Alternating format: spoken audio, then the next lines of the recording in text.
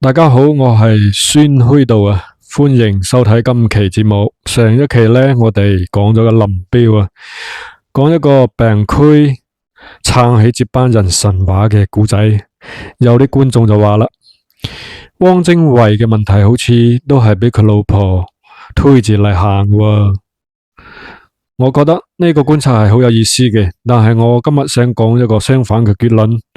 林彪係俾推住行嘅，但係汪精衛就唔係啦。汪精衛走上嗰條路有自己嘅清醒嘅判斷嘅，有自己嘅主動嘅選擇，有自己寫落去嘅邏輯。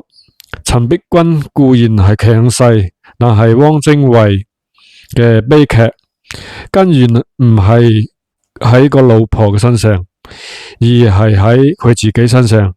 一個曾經以新純國為主，寫落咗引刀成一塊，不負少年頭嘅革命者，點解最終成為中國歷史上最大嘅漢奸符號呢？呢個問題今日我哋嚟認真咁樣講一講。咁樣要理解汪精衛嘅結局，必須要先理解佢嘅起點啦。因為呢兩者之間嘅落差，先係個古仔最令人唏噓嘅地方。1905年，汪精衛加入同盟會啦，成為咗孫中山最信任嘅助手之一。彼時佢廿幾出頭啫，才華橫溢嘅，文章寫得極好啊，演講更係一絕。孫中山身邊能文武、皇兄子武，汪精衛係子文嘅，兩人並稱左右手啊。但係呢，汪精衛唔滿足於做文人，1910年呢，佢參加咗一個幾乎必死嘅計劃啦，刺殺攝政王載灃。計劃失敗咗，汪精衛被捕捉咗啦。咁樣清廷本來係要殺佢嘅，但係佢喺獄中寫落嘅詩流傳咗出去，震動咗當時嘅知識界。最出名嘅兩句係慷慨歌燕市啊，從容作楚囚，引刀成一塊，不負少年頭。呢首詩令佢成為全國知名嘅革命烈士符號，清廷都因此感受到輿論嘅壓力，最終係冇有殺佢嘅。咁樣改為咗囚禁。辛亥革命之後呢，佢係獲釋出獄。咁我想喺呢度停一停啊，請大家記住呢四句詩啊：引刀成一塊，不負少年頭。一個願意為信念去死嘅人寫落嘅句子。彼時嘅汪精衛唔係一個貪生怕死嘅人，佢係真係相信自己喺度做正確嘅事情嘅，而且呢係願意用生命去證明。呢個細節對於理解佢後嚟嘅選擇極為重要嘅。因為汪精衛一生嘅行為邏輯有一個一貫嘅底層結構，佢相信自己睇得比人哋更加清楚，而且佢願意承擔旁人不敢承擔嘅代價。1910年呢，佢以為自己睇清楚革命嘅必要，所以去刺殺攝政王載灃。1938年呢，佢以為自己睇清楚戰爭嘅結局，所以去跟日本媾和。錯嘅唔係佢願意承擔代價嘅勇氣，錯嘅係佢第二次嘅判斷從根本上就係錯嘅。咁喺1937年盧溝橋事變啦，全面抗戰就爆發咗啦。彼時國民政府內部啊，對於要唔要打，能唔能夠打，存在真實嘅爭論嘅。咁呢唔係簡單嘅漢奸對英雄嘅分野啦，而係對戰略形勢嘅真實分歧。主戰派嘅邏輯係日本啊雖然強，但係中國地大人多，持久戰可以拖垮日本嘅，加上個國際形勢嘅變化啦，最終有機會贏。呢個邏輯後嚟被證明係正確嘅。咁樣汪精衛嘅判斷係另外一套喎，佢話中國工業軍事實力遠不如日本啊，持久戰只會令嗰啲普通百姓付出無法承受嘅代價嘅啫，與其打到亡國啊，不如談判求和，保存中國嘅基本體制同埋人口啦。咁樣汪精衛唔係一個簡單嘅怕死嘅人，佢嘅判斷係有其內部邏輯嘅。佢睇到咗戰爭嘅代價，而唔係戰爭可能帶嚟嘅轉機。咁問題出咗喺邊度呢？佢低估咗日本對中國嘅真實意圖啊！日本嘅目標唔係一個對等嘅和約，而係徹底支配中國啊！呢個意味住談和根本係冇可能得到一個體面嘅結果嘅。所謂和平，只不過係投降嘅另一個名嚟嘅啫。但係喺1938年嘅時間點呢，呢件事唔係每一個人都睇得清楚嘅。汪精衛睇錯咗，但係佢睇錯唔係因為佢係壞人，而係因為佢嘅判斷框架入面缺少咗對日本帝國主義本質嘅清醒認知啦。佢以為自己喺度下一盤拯救中國嘅棋啊，但係佢用嘅棋盤從一開始就係錯嘅。咁1938年12月咧，汪精衛秘密離開重慶啊，飛往河內，然後佢發表咗歷史上知名嘅艷電啦，公開呼籲中國政府接受日本嘅和平條件啊，結束戰爭。呢一步係汪精衛政治生命嘅真正終點啦。發表完艷電之後呢，蔣介石將佢開除咗黨籍，重慶方面派人刺殺佢，唔殺咗佢嘅秘書添啊！咁汪精衛係明白嘅，佢已經無路可退啦。咁我想請大家思考呢個時刻嘅心理結構係點樣嘅呢？一個人喺做出一個無法回頭嘅選擇之前，內心通常會經歷啲咩呢？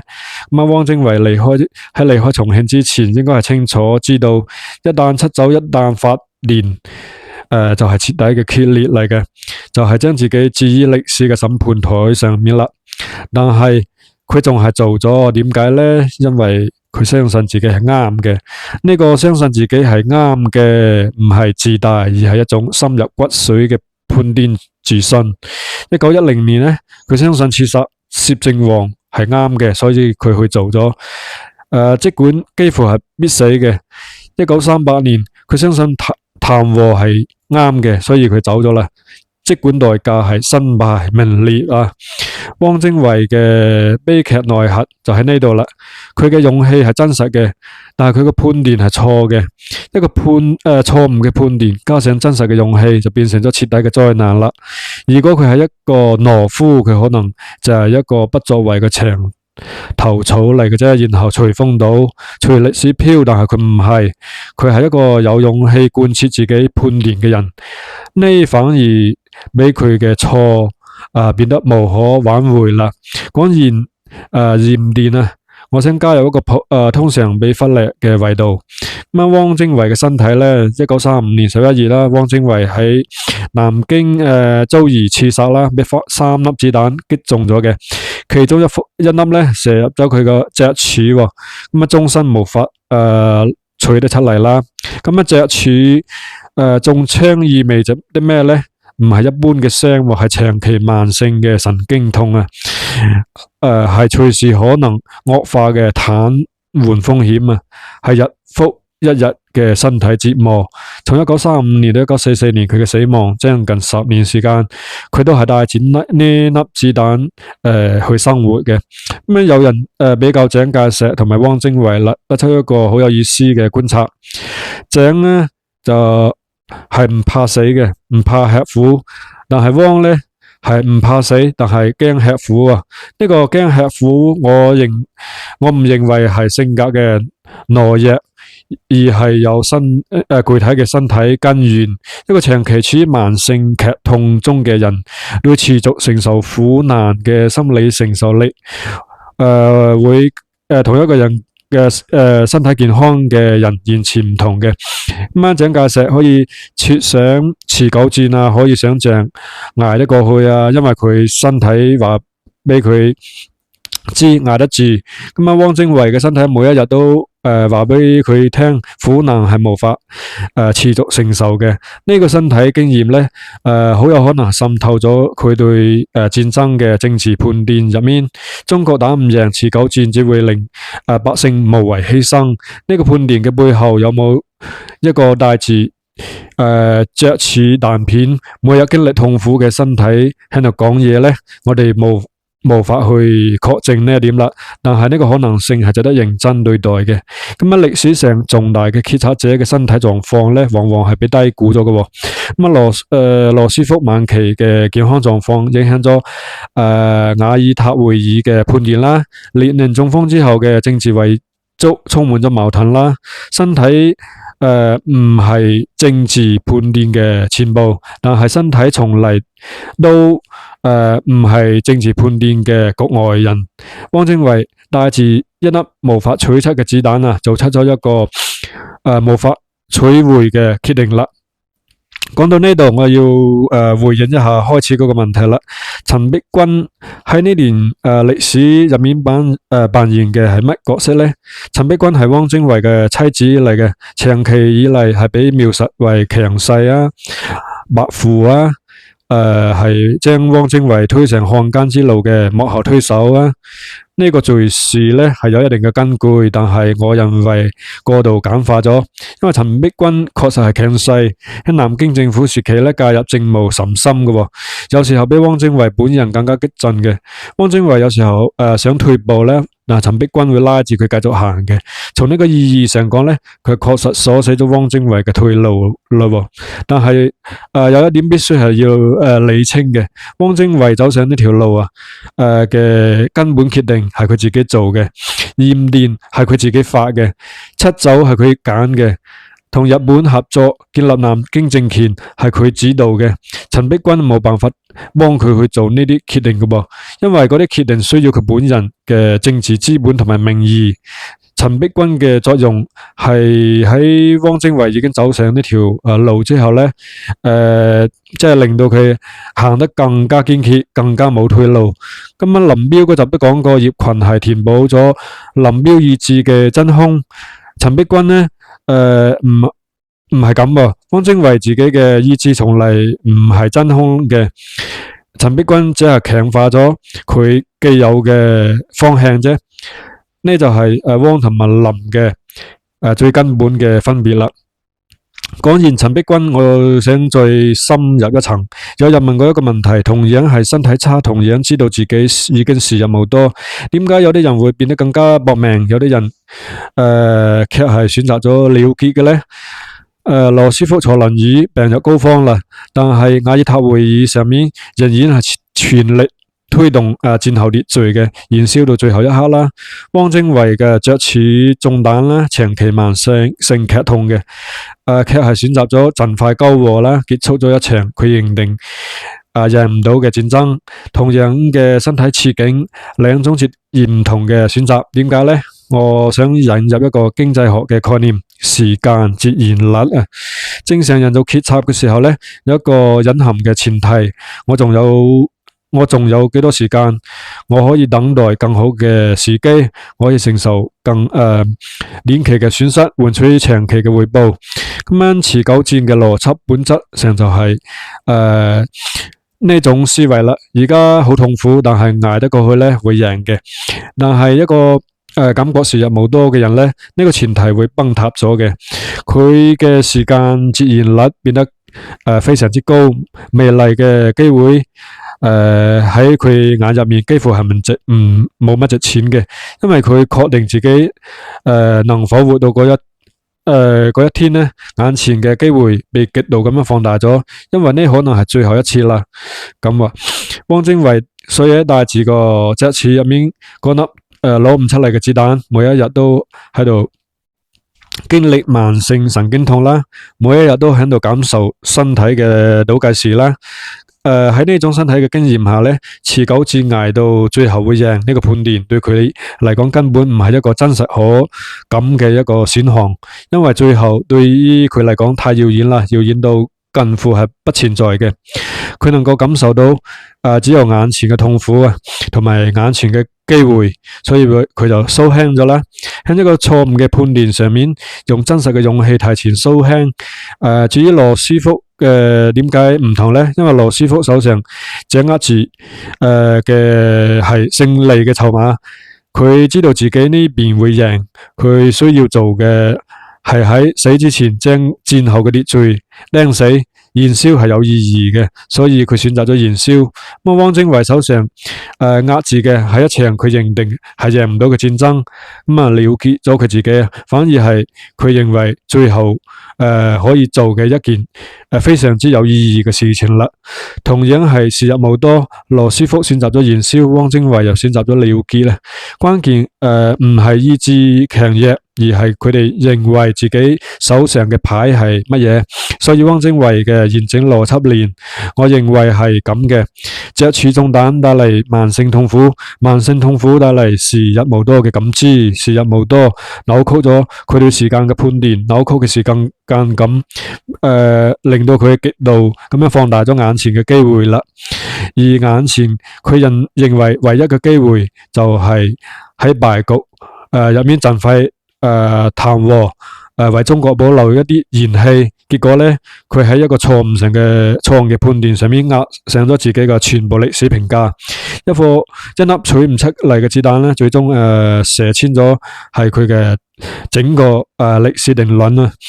1940年，汪精衛喺南京成立國民政府啊，自任行政院長兼國民政府主席嘅呢個政權被稱為汪偽政權，偽字代表不合法鬼女咁解。事實上呢，汪精衛自己應該都清楚，隨住太平洋戰爭嘅爆發啊，隨住美國嘅參戰、日本嘅失敗，只係時間嘅問題嚟嘅啫。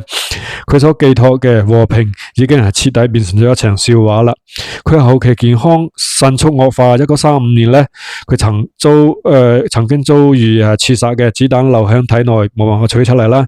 咁長期折磨住佢。1944年呢，佢喺日本名古屋病逝，冇等到戰爭結束嘅。蔣介石後嚟講咗一句話啦，大意係汪精衛死得其時啊，意思就係佢死得早，逃過咗戰後嘅審判。陳璧君喺戰後呢被拘捕咗嘅，受審嘅時候發表咗一連著名嘅陳詞，大意係講話廣州、香港同埋上海都係國民政府撩俾日本人嘅，唔係汪先生送俾日本人嘅。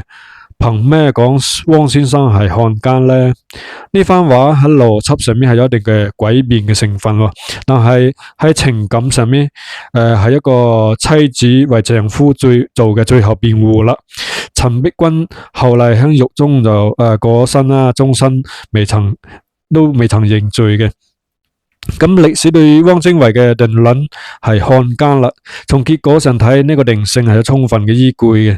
佢建立咗嘅政權，為日本侵華提供咗政治合法性，客觀咁樣損害咗中國嘅抗戰利益。但係呢，如果我哋試圖理解呢個人，而唔就係審判呢個人，就會睇到一個更加複雜嘅途徑啦。汪精衛唔係一個貪生怕死嘅人，佢後生嘅時候真係願意去死嘅。汪精衛唔係一個權力欲極強嘅人，比起蔣介石佢個權力意志其實係更加弱嘅。咁汪精衛嘅問題呢，係佢嘅判斷錯咗，佢以為自己喺度做一個拯救蒼生嘅艱難選擇，但係佢錯估咗日本嘅本質啦，錯估咗中國嘅民心，都錯估咗歷史嘅走向。一個錯誤嘅判斷，用真實嘅勇氣貫徹到底，就變成咗無法洗刷嘅罪名啦。人都成一塊不負少年頭。寫呢兩句詩嗰個年輕人，大概無論如何都諗唔到佢嘅一生會係以咁樣嘅方式落幕嘅。咁樣歷史嘅審判有其邏輯啊，但係歷史人物嘅內心從嚟都比審判更加複雜嘅。咁樣汪精衛係漢奸呢一點係毋庸置疑嘅，但係汪精衛是否只係一個漢奸呢？我認為呢個問題值得每一個認真對待歷史嘅人留下自己嘅思考啦。好，今集就講到呢度，我係孫虛度啊，我哋下期再見啦，拜拜。